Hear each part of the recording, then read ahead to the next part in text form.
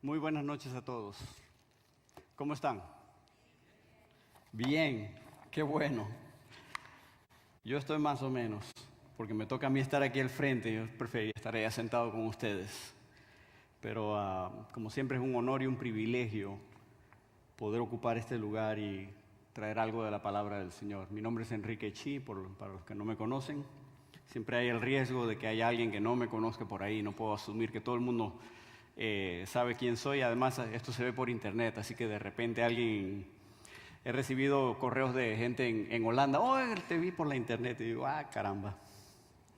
Tengo que peinarme bien y todo, ¿verdad? Tengo que verme decente y tengo que cuidarme qué digo, porque no todo el mundo sabe de qué estoy hablando, ¿verdad? A veces las cosas se pueden malentender. Pero en esta noche estamos aquí con la oportunidad de compartir algo de lo que el Señor nos ha dado. Y realmente es una labor loable, pero una labor también de mucha responsabilidad. Y en esta noche les quiero invitar a que busquen en sus Biblias, en el libro de Romanos, el capítulo 6. Vamos a estar viendo varios versículos allí. En realidad, esto es diferente para mí porque aquí voy a abordar un tema en lugar de desglosar un pasaje propiamente dicho. Yo prefiero más desglosar los pasajes, pero eso no es lo que me sentí movido a traerles en esta noche. Y lo que vamos a ver es un tema que realmente es un tema que enfrentamos todos los días. Pero lo inicio con una pregunta. La pregunta de mi tema en esta noche es esta: ¿quién se ha enseñoreado de ti? Y una de las realidades que enfrentamos nosotros los creyentes todos los días de nuestra vida es la presencia del pecado en nosotros mismos. Podemos ser salvos, podemos conocer a Cristo, ser redimidos y estar, como dice, rumbo al cielo, pero la realidad es que el pecado no nos ha abandonado mientras estemos en este cuerpo, no nos ha abandonado, ni nos va a abandonar mientras estemos en este cuerpo. Esa es una realidad. Y hay una lucha en nosotros de quién va a dominar nuestras vidas. Si las cosas del espíritu, como dice la Biblia, o si las cosas de la carne o el pecado. Esas dos cosas están tratando de adueñarse de nosotros, o como la Biblia lo describe, de enseñorearse de nosotros. Y es una lucha con la que batallamos todos los días y no siempre salimos airosos. Pero en realidad no hay razón para dejarnos dominar del pecado. Lo que pasa es que es una pelea fuerte. Y nosotros como cristianos somos sencillamente una paradoja ambulante. ¿Qué es una paradoja? Una paradoja son dos cosas que existen y parecen contradictorias al mismo tiempo. Eso somos nosotros. ¿Por qué? Porque si usted es creyente en esta noche, si usted ha recibido a Cristo como su Señor y Salvador, dice la Biblia que sus pecados han sido lavados y usted ha sido redimido, o sea, ha sido comprado por Dios. Usted le pertenece a Dios, ya no es de este mundo.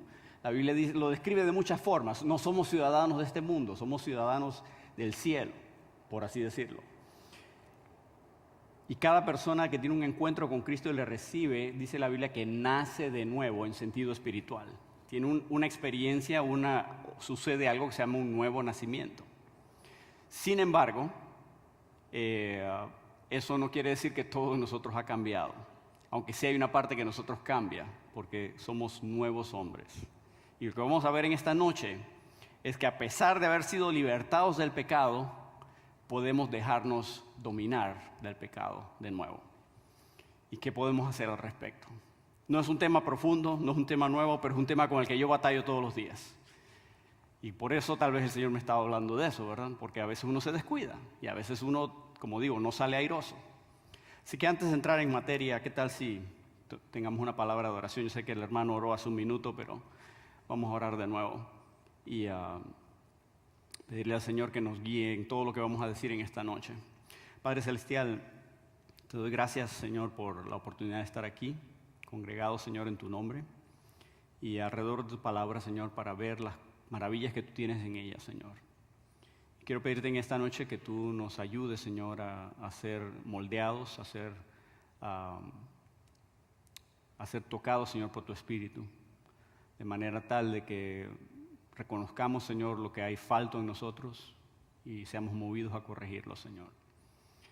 Te pido también que nos ayudes a siempre tener una actitud tierna hacia ti, Señor, donde reconozcamos tu corrección y estemos dispuestos a ajustar nuestras vidas, Señor, al respecto.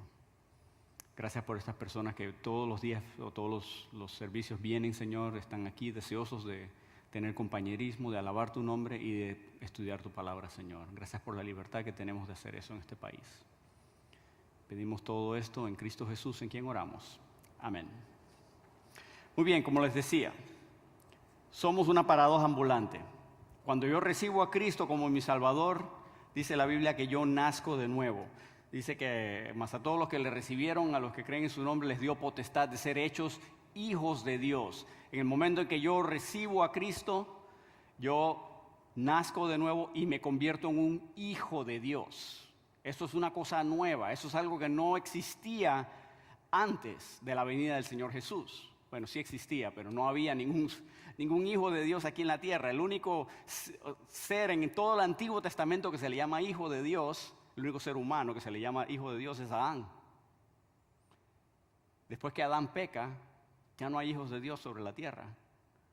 Y así permanece. ¿Por qué? Porque el hombre es caído. Esa es la razón, antes de que alguien me pregunte. Y así permanece hasta que viene Jesús a arreglar la cosa. Cuando Jesús vino y abrió el camino para que fuéramos hechos salvos, nos permitió a nosotros, a ustedes y a mí, ser hechos hijos de Dios. Eso no se podía antes. Ahora se puede. Pero ahora que somos hijos de Dios, las buenas noticias son estas. Hemos sido libertados del pecado. No somos esclavos del pecado. Yo sé que les dije que abrieran sus Biblias en Romanos 6 y vamos a ir allí, pero antes de ir allí vamos a tomar un desvío por Colosenses. Vamos al libro de Colosenses un momento, capítulo 2.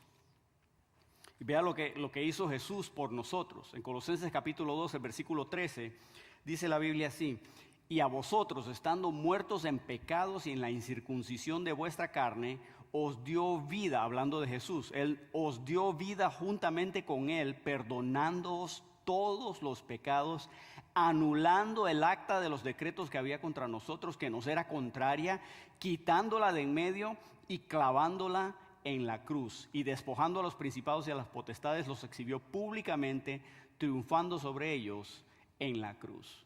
Este pasaje me dice a mí que Jesucristo anuló el acta de los decretos que había en contra de nosotros. Yo estaba en deuda con Dios porque yo había pecado. Mi pecado había ofendido la justicia de Dios, había ofendido la santidad de Dios. Yo estaba en deuda y estaba en problemas porque no la podía pagar. Pero Jesús vino y Él pagó en mi lugar y Él anuló esa deuda. En mi país decimos fue borrón y cuenta nueva. Lo bonito es que eso es borrón y cuenta nueva para siempre. O sea, eso cubre todos mis pecados. No solo los que cometí en el pasado y los que tal vez cometí hoy. Eso incluye a los que cometeré mañana y pasado y el día siguiente. Pasado, presente y futuro. La sangre de Jesucristo es suficiente para todo eso. Él hizo eso por nosotros. Al recibir a Cristo como nuestro Señor y Salvador, tenemos la oportunidad de empezar de cero y vivir vidas cambiadas que son agradables a Dios. Esa es nuestra realidad. Pero les decía, somos una paradoja. Porque yo debiera vivir una vida perfectamente santa delante de Dios. Eso es lo que yo debiera hacer. Soy hijo de Dios ahora. Pero la realidad, me doy cuenta tristemente, es otra. Mi relación con el pecado no ha desaparecido. Todavía tengo contacto con el pecado. La realidad es que a pesar de haber nacido de nuevo, continuamos pecando. La Biblia enseña que mientras estemos en este cuerpo, vamos a pecar. Seremos propensos a pecar. ¿Por qué? Porque el día que recibimos a Cristo como nuestro Salvador, hubo un cambio interno en nosotros, pero este cuerpo no cambió. Se quedó igualito. Digo, creo que esa es la experiencia de todos nosotros, ¿verdad? ¿Alguien tuvo una experiencia diferente? Creo que no. Algunos de nosotros quisiéramos haber cambiado, ¿verdad? Quisiéramos haber perdido unas libritas o algunas arruguitas, canas, ¿verdad? Pero nada de eso cambió, porque todo eso es físico, de este cuerpo. El apóstol Pablo nos enseña que encima de eso No solo nuestro cuerpo no ha cambiado, sino en nuestro cuerpo no hay nada bueno. Está el mal. Vean, volvamos a Romanos. Vean el capítulo 7. En el capítulo 7 de Romanos, el versículo 18, Pablo dice lo siguiente.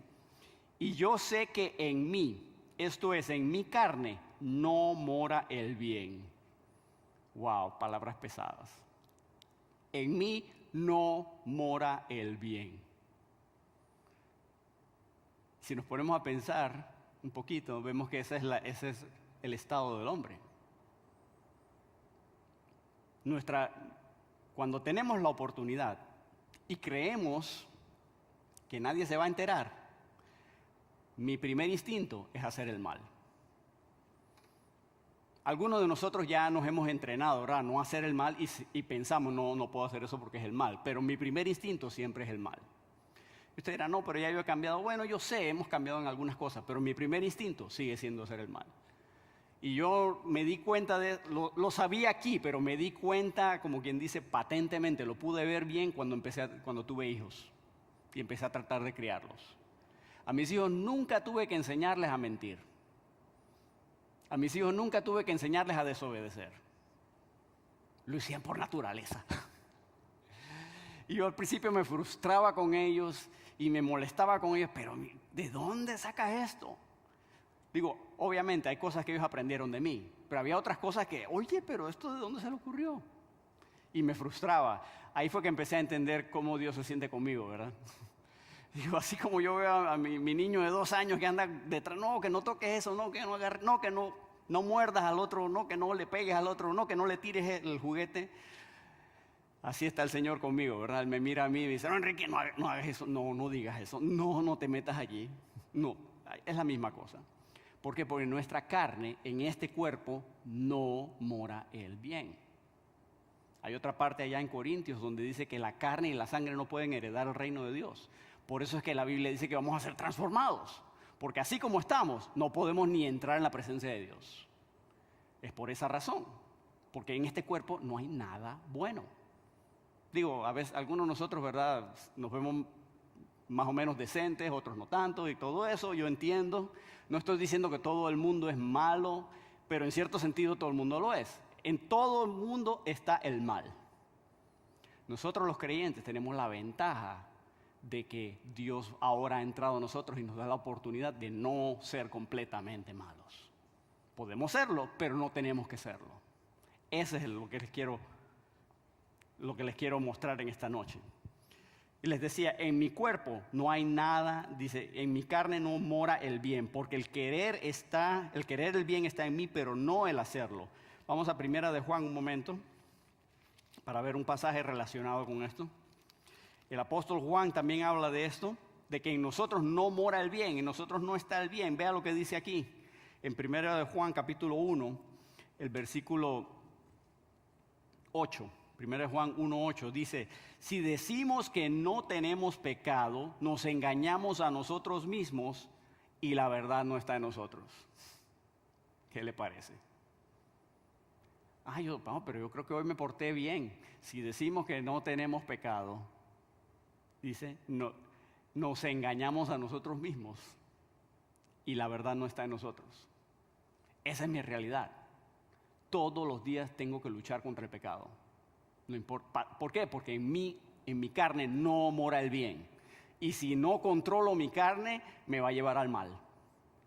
Y francamente, ¿no es eso lo que nos pasa? Digo, estamos aquí, creo que la mayoría, por no decir que todos aquí en esta noche somos creyentes.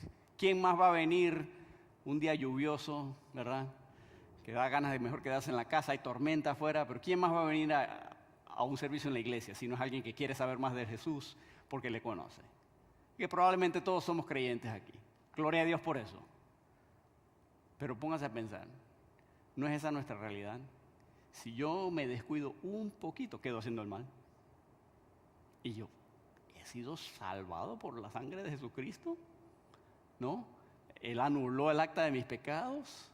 Él me puso en un estado diferente. Pero si yo le doy rienda suelta a mi carne, quedo haciendo el mal. ¿No es esa nuestra situación? Esa es nuestra situación, si somos sinceros.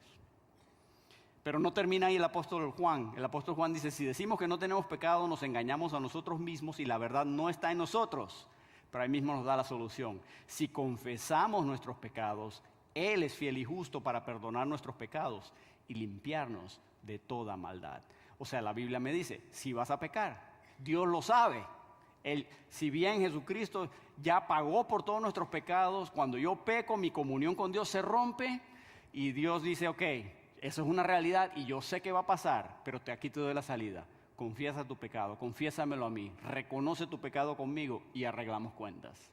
Dice, si confesamos nuestros pecados, Él es fiel y justo para perdonar nuestros pecados y limpiarnos de toda maldad. Vea que no dice quitarla, dice limpiarnos, porque mientras estemos en este cuerpo, no la puede quitar, nos la va a quitar un día. Un día nos la va a quitar, gloria a Dios por eso. Yo estoy esperando ese día, no sé ustedes. Pero yo estoy esperando ese día porque a mí me choca cuando hago algo mal. Y peor cuando me lo echan en cara, ¿no? Me choca, me molesta, no me deja dormir. Me incomoda, me saca las canas y pueden ver la cantidad que tengo, ¿eh? No, o sea, realmente me choca. Yo no quiero hacer el mal, pero lo hago. Pero Dios dijo, ok, yo sé, hijo, yo lo sé. Arréglate conmigo, confiésame. Cuando Él dice confiesa, no es porque Él no lo sepa. Él lo dice, confiesa tu pecado para que yo lo haga, para que yo reconozca lo que está mal en mí. Dios ha hecho provisión para que cuando pecamos, si confesamos nuestro pecado a Él, Él promete perdonarnos. Ahora quiero hacer aquí darles aquí también un dato sobre el pecado. ¿Sabe? Esto es algo que tal vez la Biblia no lo dice en estas palabras, pero es algo que yo como quien dice, he deducido, leyendo la Biblia, leyéndola y leyéndola y leyéndola. He deducido que el pecado posee ciertas propiedades. Hay algo, el pecado es curioso porque el pecado no se puede tocar, es intangible. El pecado es invisible en el sentido de que no hay... yo no puedo traer aquí algo y decir esto es pecado, o sea, el pecado no tiene forma, es amorfo, es invisible, pero eso no quiere decir que no es real, ¿verdad? Es real. Y yo pienso que tiene ciertas propiedades, he deducido que tiene ciertas propiedades. Yo no tengo tiempo para hacer un estudio extenso sobre esto esta noche, pero quiero mencionar un par de propiedades, de cosas que he observado. Por ejemplo, he observado que el pecado mancha. El pecado mancha. ¿Por qué dices eso, Enrique? Bueno, lo digo porque en Efesios capítulo 5 dice lo siguiente. Ustedes han leído este pasaje, estoy seguro, ¿no? Para mí este es el pasaje donde Dios establece las lavanderías, porque mire lo que dice aquí. Hablando de la iglesia, en Efesios capítulo 5, el versículo 26, hablando de la iglesia, bueno, veamos el versículo 25 para ver. Efesios 5, 25 dice, maridos, amad a vuestras mujeres, así como Cristo amó a la iglesia y se entregó a sí mismo por ella, para santificarla, habiéndola purificado en el lavamiento del agua por la palabra, a fin de presentársela a sí mismo una iglesia gloriosa que no tuviese ¿qué? Mancha. Dios quiere una iglesia sin mancha, porque el pecado mancha. El pecado es una mancha en nosotros. Otra palabra que puede... Bueno, el pecado mancha, básicamente, está ahí. Sí, cuando yo peco, yo estoy manchado delante de Dios. Y por eso tengo que lavarme. Lavarme. Y por eso es que dice la sangre de Jesucristo, su Hijo, nos limpia de todo pecado. Ahí me lavo, ¿verdad? Otra cosa, el pecado corrompe. Esta es otra propiedad del pecado. El pecado no solo mancha, sino también corrompe. Venga conmigo a 1 Corintios capítulo 15, versículo 33. 1 Corintios 15, 33. Dice aquí, no erréis. Conocen el pasaje, estoy seguro. No erréis. Las malas conversaciones corrompen las buenas costumbres. Obviamente está hablando específicamente de malas conversaciones, pero una mala conversación es pecado. Y el pecado corrompe. Así como la mala conversación corrompe, en general el pecado corrompe. ¿Qué significa corromper? Que echa a perder, o daña algo, o lo pudre. Y yo creo que no hay que pensar mucho para ver con una persona que está enviciada, por ejemplo. Póngase usted una persona que está enviciada con el alcohol. ¿Cómo se va literalmente pudriendo su cuerpo? No sé si han visto a alguien morir de cirrosis del hígado. Bueno, yo no lo he visto, pero he conocido de suficientes casos para saber que eso es horrible. ¿Y cómo se daña uno? ¿Cómo obtiene uno cirrosis del hígado? Bueno, la forma más común es por el exceso de alcohol. El pecado corrompe. Y yo sé, usted me va a decir, bueno, ahí fue el alcohol que corrompió. Bueno, sí, no digo que no, pero la actitud de pecado corrompe.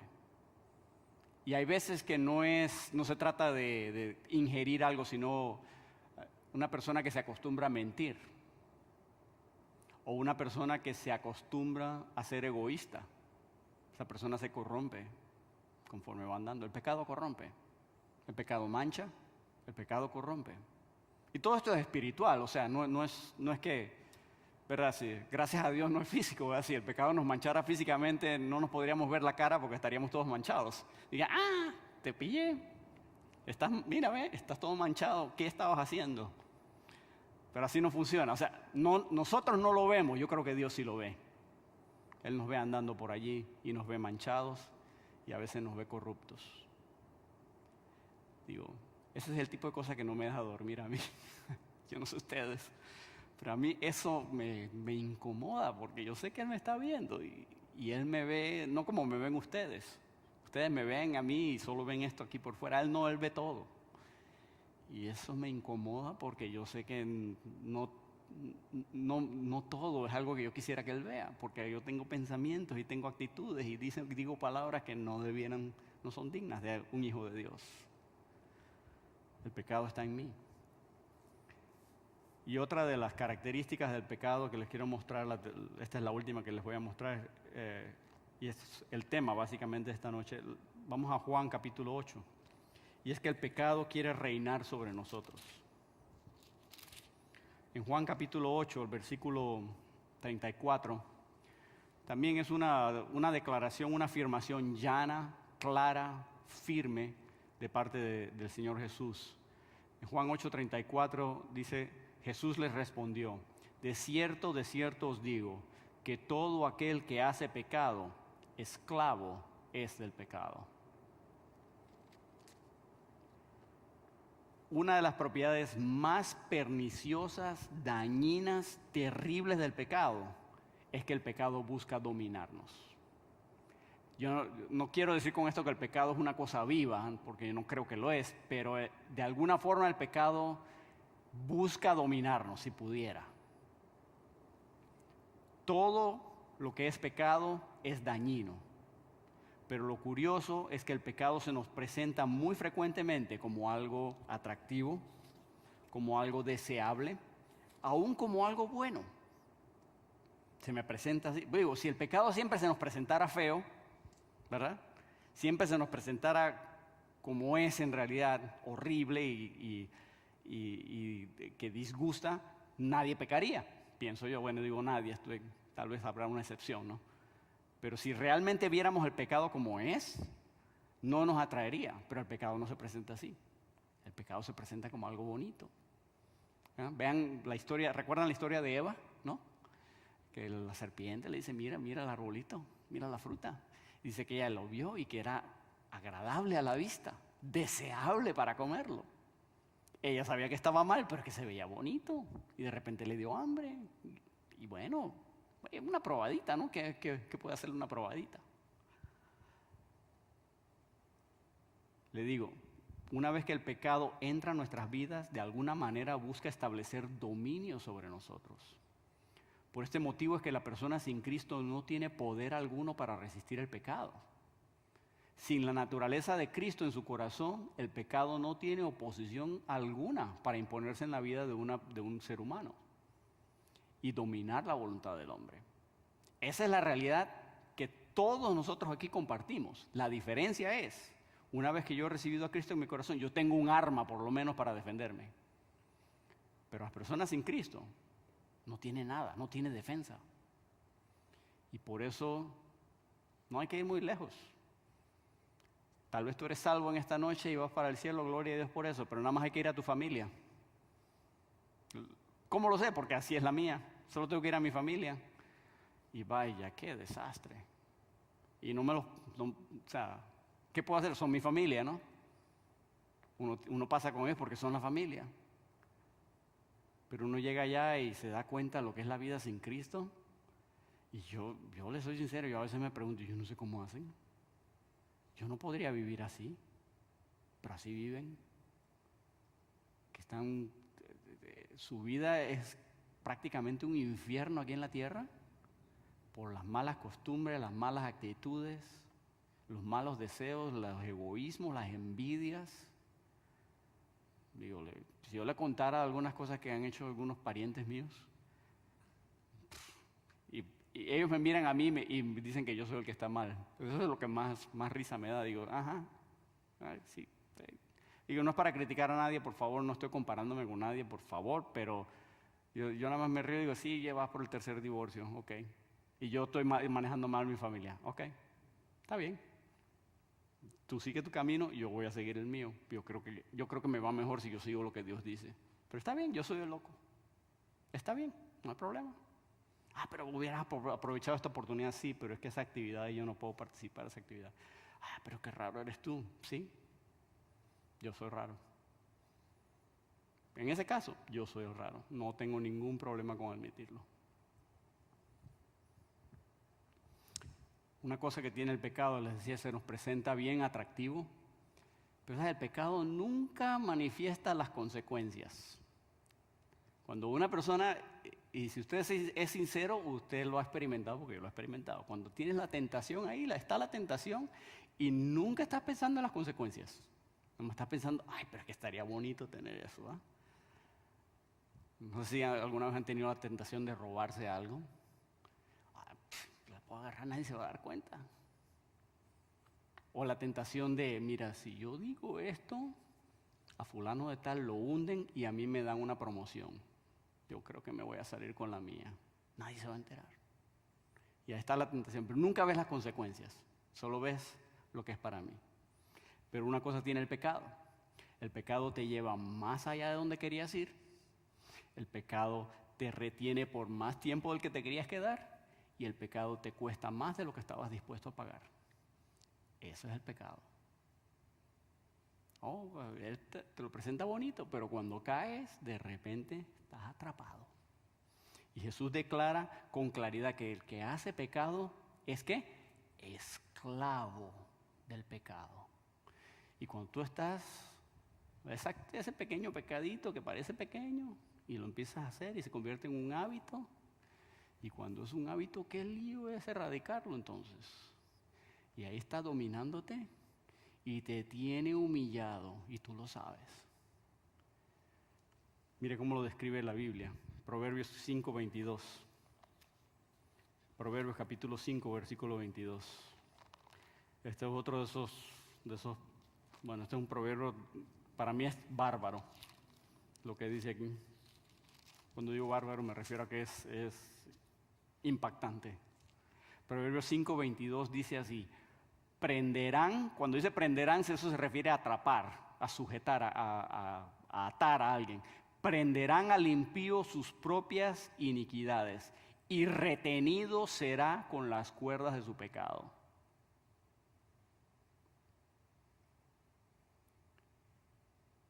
Digo, yo sé que somos salvos, sé que vamos para el cielo, pero si persistimos en pecar, eso nos pasa a nosotros también. Tal vez yo no seré el impío en el sentido de que estoy alejado, no soy hijo de Dios. Soy hijo de Dios, pero si yo me comporto como un impío, me pasa lo mismo. Ahí dice que el impío, dice, será retenido por las cuerdas de su pecado. Solo hay que ir a ver a un adicto a las drogas para ver a alguien retenido en las cuerdas de su pecado. Conozco a alguien que está adicto a mentir y está retenido por las cuerdas de su pecado. Aun cuando no hay necesidad, miente. Aun cuando yo me doy cuenta, o sea, al principio yo, bueno, no sabía, ¿no? Pero ya cuando me enteré, ya me di cuenta, mira, la mitad de lo que dice es mentira y la otra mitad no se le puede creer. Ok. Y aún así sigue, persiste, cree que yo me trago el cuento y digo, no me lo estoy tragando. Ya no funciona. Funcionó al principio cuando yo te daba chance, pero ya no. Esa persona está retenida por las cuerdas de su pecado. Y no creas que tú eres la excepción. Por mucho tiempo yo pensé, bueno, eso no se aplica a mí. No, se aplica a mí. Nadie aquí es la excepción. Vean lo que dice 2 de Pedro 2:19, hablando de cómo nos retiene el pecado. 2 de Pedro 2:19. Aquí en este sentido, en este pasaje específicamente Pedro está hablando de los falsos maestros y qué hacen los falsos maestros al enseñar mentiras, básicamente. Él dice, aquí dice que los falsos maestros a los que les escuchan, dice, les prometen libertad y son ellos mismos esclavos de corrupción, porque el que es vencido por alguno es hecho esclavo del que lo venció. Él dice, el falso maestro está prometiendo libertad, pero él mismo es esclavo del pecado. Dice, ¿por qué? Porque el que es vencido de algo es hecho esclavo del que lo venció. Si el pecado te ha vencido, tú estás siendo esclavo del pecado. ¿Cómo que el pecado? Si caíste en la tentación viene, la tentación no es pecado, pero cediste a la tentación, eres esclavo del pecado. Cristo murió para libertarte del pecado y ahí estás tú metiéndote bajo la esclavitud del pecado. ¿Cómo es eso? Lo hacemos porque somos pecadores. Podemos ser salvos, pero somos pecadores. Esto explica por qué las adicciones son tan poderosas. Un médico, un terapista, un científico se enfoca en el proceso electroquímico que sucede en el cerebro para explicar las causas de las adicciones. Estoy leyendo de eso ahora y por eso lo tengo en mente, ¿verdad? Básicamente el científico dice esto. El consumo de cierta sustancia desencadena una reacción electroquímica en las sinapsis del cerebro que causa una sensación de placer a la persona. La persona entonces busca repetir esta sensación tanto que se vuelve adicta. Y eso es lo que pasa. Y encima no solo busca repetirla para repetir la sensación, sino que se da cuenta que, bueno, ya la misma cantidad no produce el mismo placer, tengo que aumentar la cantidad. Y ya la misma frecuencia no produce el mismo placer, así que tengo que aumentar la frecuencia. Pues así es como una persona se vuelve alcohólica. Al principio no, nada más los fines de semana. De repente, bueno, los fines de semana y entre semana un día. Y de repente, bueno, un día sí, un día no. Y de repente son todos los días. Y así es como es la adicción. No, si se quedara estática no sería tan mal, pero va creciendo. O la adicción a las drogas, o la adicción a cualquier otra cosa. Así es. Y ese proceso, así es como es. Eso es lo que sucede en nuestros cerebros. Hacemos una actividad, eso produce una sensación en nosotros. Todo eso es en la mente. Pero el científico ignora que hay un componente espiritual, que es el pecado. Y el pecado me está impulsando y mora en mí. Así que yo tengo propensidad a caer en el pecado. Y eso no lo digo para que andemos con miedo. Digo, yo no vivo con miedo, yo no quiero vivir con miedo. No me interesa vivir con miedo. Pero me interesa saber cuál es mi enemigo para guardar la debida distancia. Y este es un enemigo que es más fuerte que yo. El rey David, qué gran hombre de Dios, ¿no? El rey David. Y él no pudo guardar la distancia. Yo no soy mejor que el rey David. Así que mejor yo guardo el doble de la distancia. O el rey Salomón, el hombre más sabio de este mundo, y él no pudo guardar la distancia. Dice la Biblia que en sus años, ya cuando era mayor, cuando se puso viejo, ya las mujeres desviaron su corazón, dice. Tenía un problema. No atacó el problema. Y que el problema lo envolvió y lo atrapó y lo mantuvo retenido. Wow. Yo no soy mejor que Salomón, mejor yo guardo el doble de la distancia o el triple. No sé cuál es tu problema, pero todos tenemos algún problema así y tal vez más de uno. Yo sé que yo tengo más de uno. Y mi problema no será el alcohol, mi problema no serán las drogas, pero tengo problemas. Y en ese sentido no soy diferente de otras personas. No, ninguna diferencia hay. La única diferencia es que yo tengo a Cristo en mi corazón y Él me ayuda. Él ha prometido ayudarme. Ahora sí podemos entrar a lo que les quería compartir. Básicamente, todo esto es material de fondo. Volviendo al libro de Romanos. Lo que les quiero compartir básicamente es que sí, el pecado me quiere esclavizar. Sí, el pecado tiene muchas oportunidades para esclavizarme. Pero ¿saben qué? Yo tengo la oportunidad de rechazar la esclavitud del pecado. Y si yo soy salvo, soy hijo de Dios en esta noche, yo tengo la oportunidad de rechazar la esclavitud del pecado. La Biblia nos presenta el rechazo del pecado como un acto de nuestra voluntad. La nueva naturaleza que Dios me ha dado me permite a mí decirle al pecado que no. Vea lo que dice en Romanos capítulo 6, versículo 12. Dice así: no reine, pues, el pecado en vuestro cuerpo mortal, de modo que lo obedezcáis en sus concupiscencias. Ni tampoco presentéis vuestros miembros al pecado como instrumentos de iniquidad, sino presentaos a vosotros mismos a Dios como vivos de entre los muertos, y vuestros miembros a Dios como instrumentos de justicia. La Biblia presenta a mí que yo tengo la oportunidad de rechazar el pecado como un acto de mi voluntad, algo que yo decido hacer. Dice ahí, no reine el pecado en vuestro cuerpo mortal. Dice, ni tampoco presentéis vuestros miembros al pecado. O sea, no presento mi cuerpo para servir al pecado. Yo decido eso. Nadie lo decide por mí, ni siquiera Dios. ¿Me oyó? Ni siquiera Dios. Yo sé que por ahí anda el refrán de que, ¿y por qué hiciste? Ay, el diablo me hizo hacerlo. O por ahí hay unos grupos que enfatizan tanto a los demonios. Ay, porque un demonio tiene que haberlo empujado, se le metió un demonio, qué sé yo. Mire, es cierto que el Satanás y sus huestes tienen mucho poder. Eso es cierto. Y el pecado en sí tiene mucho poder sobre nosotros. Pero déjeme decirle, no hay demonio en este mundo que me pueda obligar a mí a pecar. Yo peco cuando yo decido pecar. Lo malo es que yo decido pecar mucho. Ese es mi problema. Al mismo tiempo, Dios, que es todopoderoso, Él no va a violar mi voluntad y no me va a obligar a hacer lo bueno tampoco. Yo decido.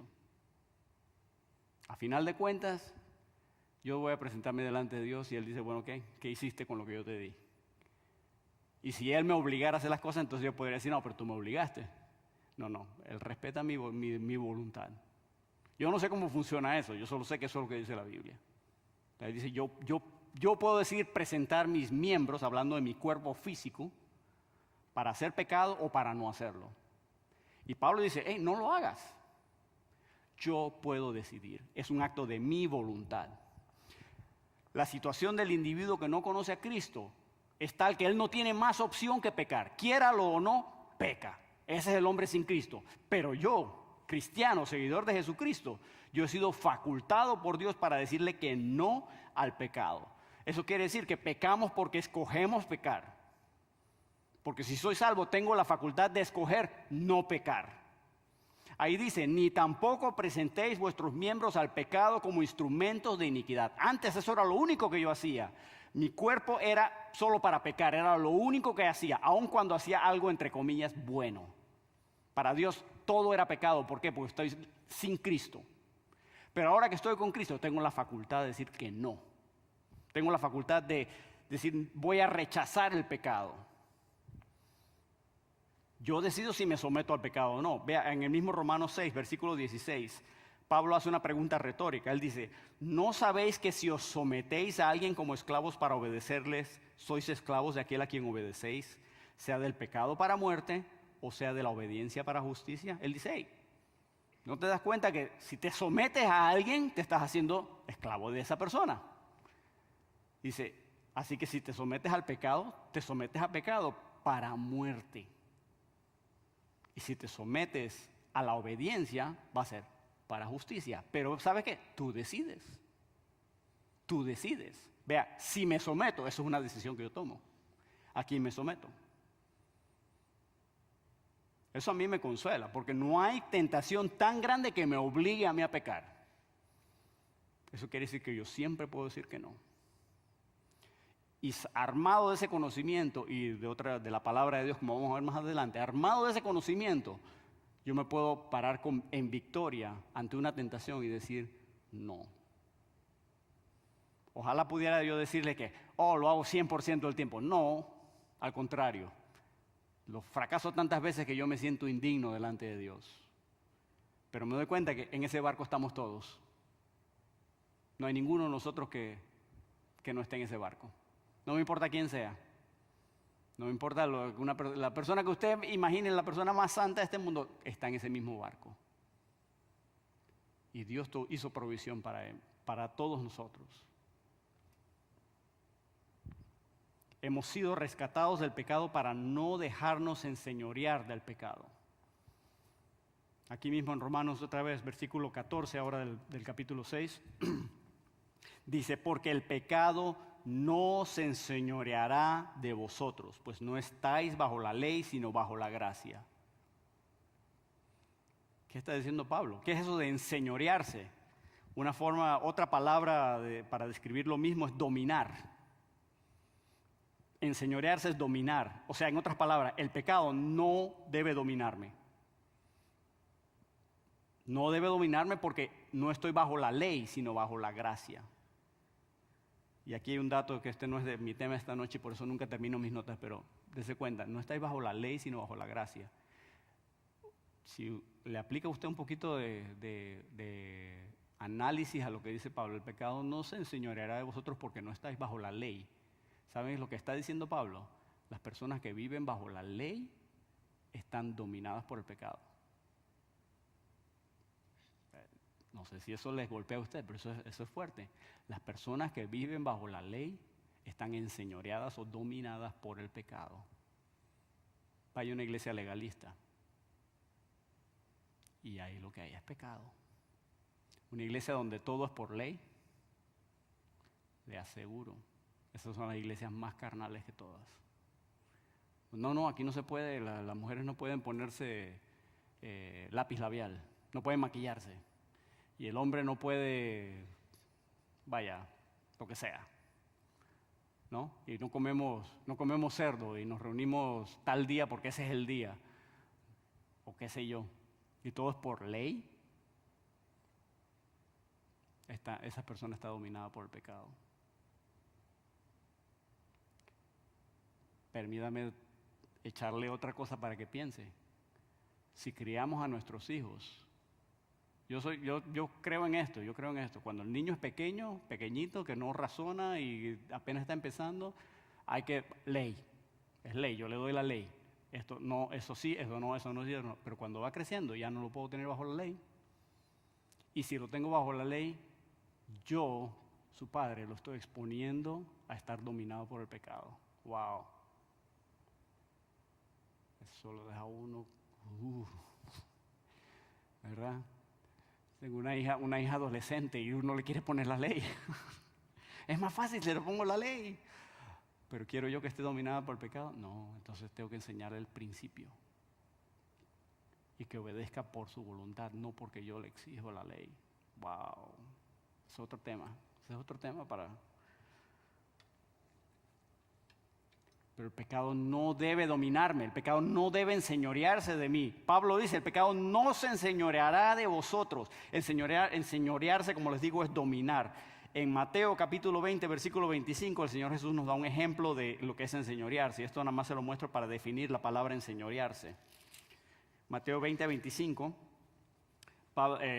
el Señor Jesús hablando dice... Entonces Jesús llamándolos dijo, ¿sabéis que los gobernantes de las naciones se enseñorean de ellas y los que son grandes ejercen sobre ella potestad? Eso es lo que es enseñorearse, es ejercer potestad, dominio sobre otra cosa. Eso es lo que el pecado quiere hacer en mí, quiere ejercer dominio sobre mí. Y yo no debo permitírselo porque yo puedo decidir no permitírselo. Cuando yo cedo al pecado, estoy otorgándole dominio al pecado sobre mí. Y algunos de nosotros tenemos problemas serios con algún pecado que nos está dominando. Y ya he hecho alusión a eso varias veces, así que no voy a repetirlo, pero algunos de nosotros tenemos ese problemita y estamos dominados. porque hemos decidido dejarnos dominar. Y puede ser una actitud nada más, pues no tiene que ser algo físico, no tiene que ser una adicción a algo físico, puede ser una actitud como la ira incontrolada. Hay algunos esposos que tratan a su esposa o a sus hijos con violencia y eso los tiene dominados. Conozco una pareja, que no vienen a esta iglesia, así que no estén mirando por ahí a ver quién es, pero conozco una pareja donde esa pobre mujer vive en terror de cómo va a llegar el marido. Y los dos son creyentes y van para la iglesia y todo eso. Pero esa pobre mujer vive en terror de cómo va a llegar el marido a la casa esta noche porque, como dice, se le sube a la cabeza el apellido y Dios guarde.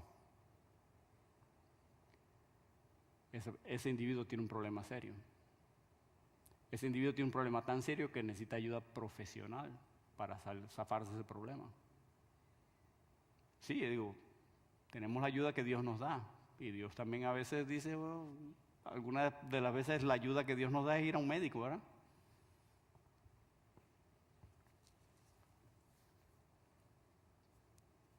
Tengamos mucho cuidado.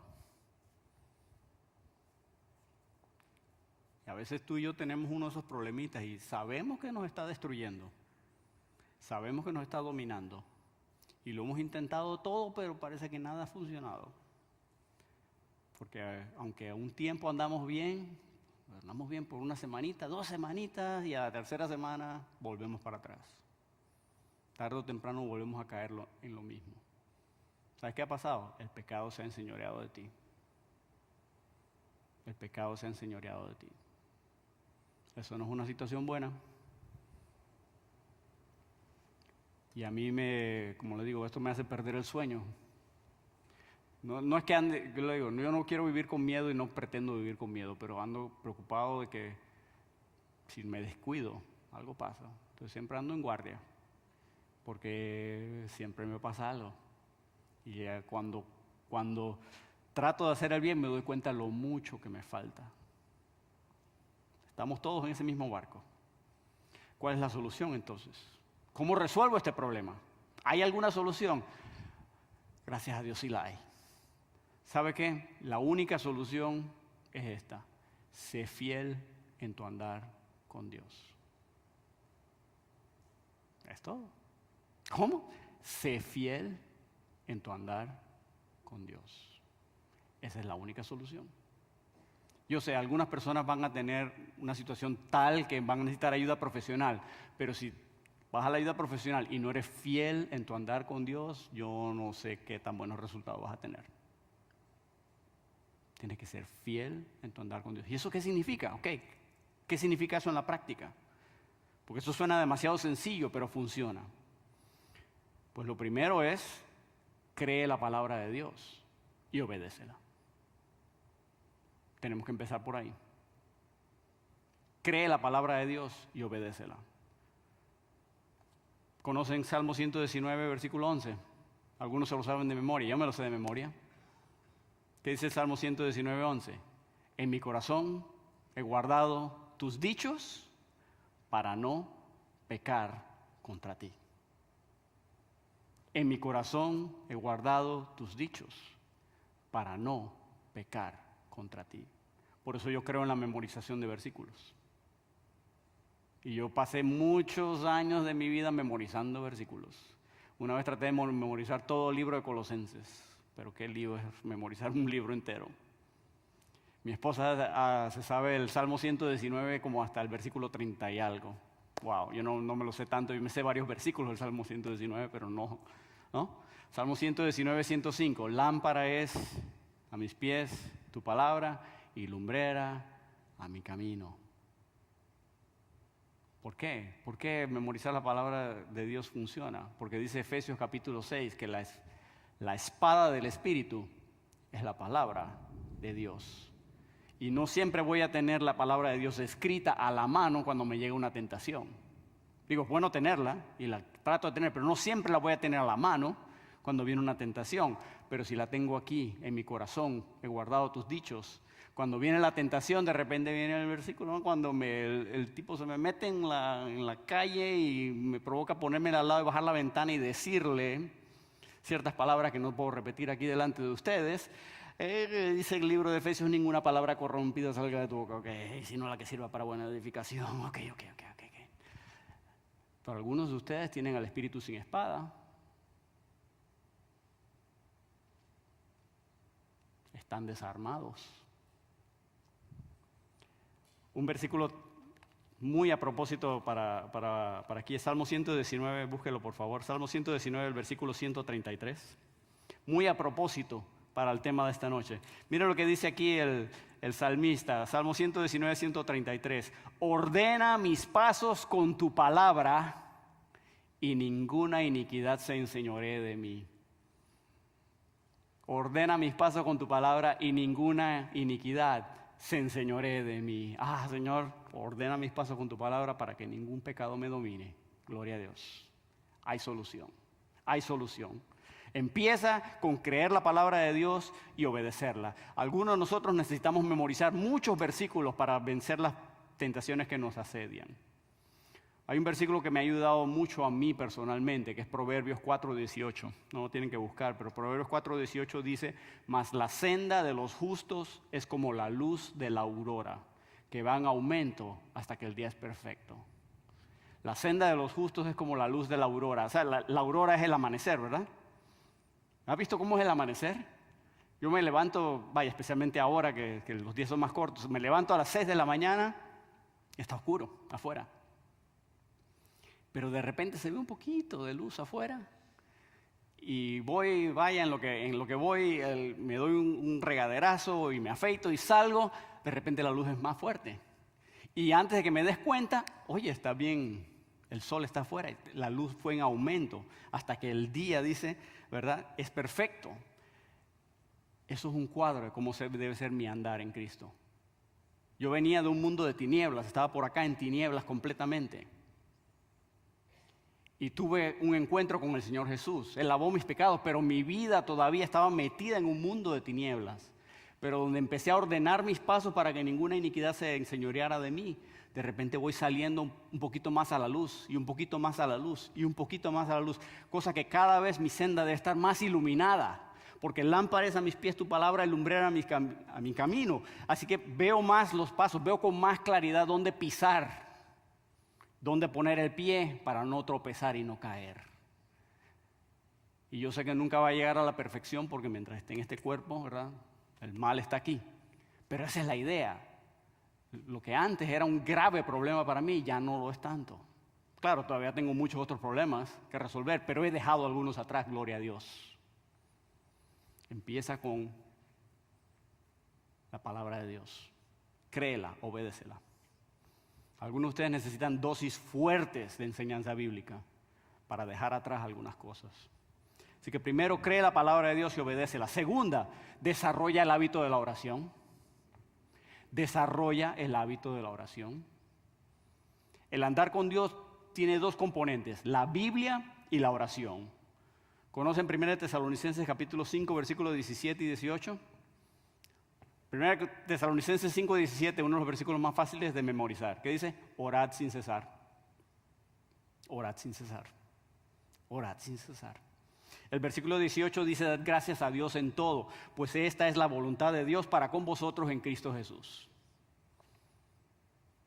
Orar sin cesar y dar gracias a Dios en todo. Desarrolla ese hábito. Yo estoy parado aquí, le estoy hablando y estoy orando. Señor, ayúdame a no decir una estupidez. Es muy fácil decir una estupidez. ¿Se puede decir eso aquí en las cámaras? Ok, ya salió a la internet. Espero que nadie se ofenda, ¿eh? Pero sí, orar sin cesar. Si yo tengo un área débil, ahí esa es mi área débil. Yo tengo que mejorar eso. Sí, yo acostumbro a orar, pero debiera orar más. Lo necesito, me hace falta. Con razón mi andar no es mejor. Tengo que mejorar esa área. Desarrolla ese hábito. ¿Cómo lo desarrollo? ¿Sabes qué?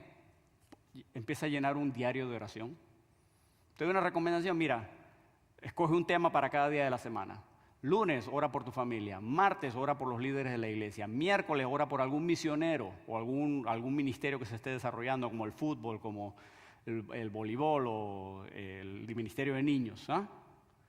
Jueves, ora por misiones internacionales, ora por los grupos no alcanzados. Viernes, ora por que la palabra de Dios y el reino de Dios lleguen más extenso. Sábado, ora por ti mismo, por ti, ¿qué necesitas tú? Domingo, ora porque el culto sea de bendición. Pon un tema cada día y pon peticiones específicas en tu diario. Y cuando Dios la responde, vuelve a tu diario y pon, Dios contestó así. Te das cuenta que Dios contesta. Así que primero, cree la palabra de Dios y obedécela. Segundo, desarrolla el hábito de la oración. Y el tercer punto, de ser fiel en tu andar con Dios. Otra vez, ser fiel en tu andar con Dios, cree la palabra de Dios y obedécela. Ser fiel en tu andar con Dios, ora, desarrolla el hábito de la oración. Tercer punto, no descuides la comunión con los hermanos. No descuides el compañerismo con los hermanos. Busca un grupo de hermanos en Cristo que sean maduros y de confianza para que te ayuden en tu andar. Este es el caso ideal. En el caso ideal, cada uno de nosotros aquí debiera tener una persona, por lo menos una. Si eres muy afortunado, podrás tener 2 o 3. Y yo soy muy afortunado porque yo tengo 3 personas así en esta iglesia, que yo puedo ir y decirles lo que sea. Mira, hermano, yo caí en este pecado. Y esa persona no me va a juzgar, sino que me va a venir, voy a orar contigo. Y esa persona entonces me llama, oye, ¿cómo te va? Pasé 2 años, me llamaba todos los días, ¿cómo te va? A ver, cuéntame, ¿cómo estás?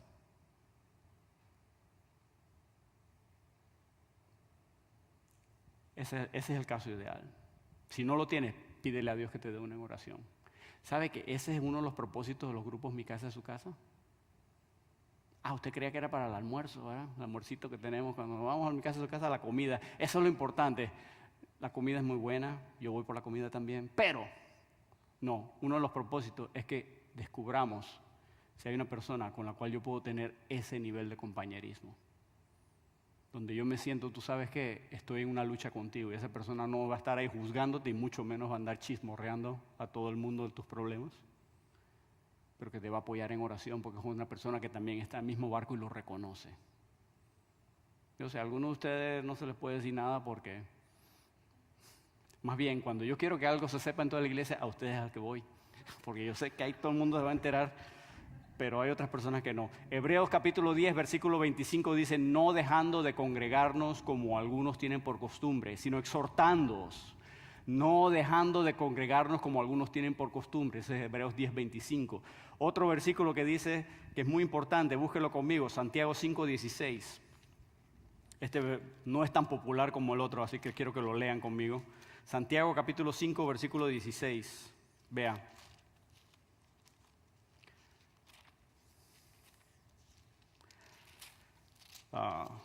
No lo encuentro aquí.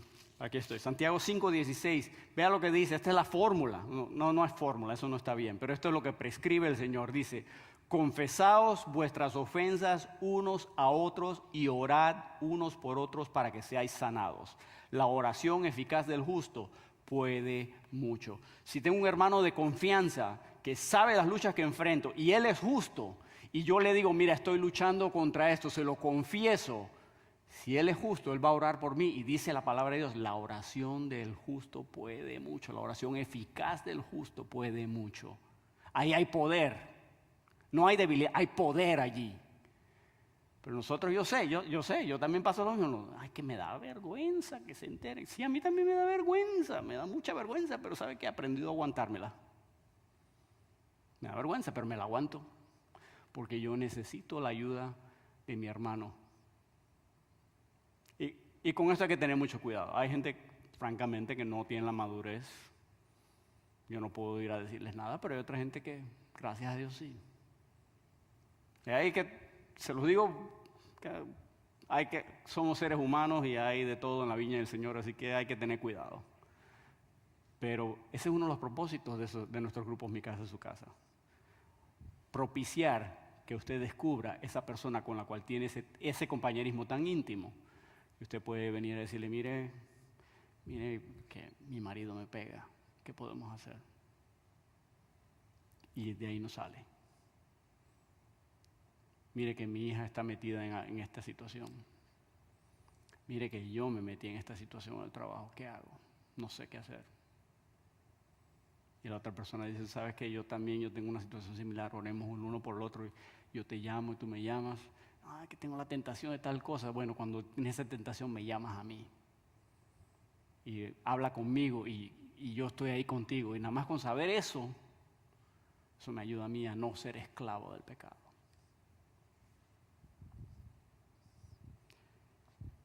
Mi pregunta entonces en esta noche, ¿qué pecado se ha enseñoreado de ti?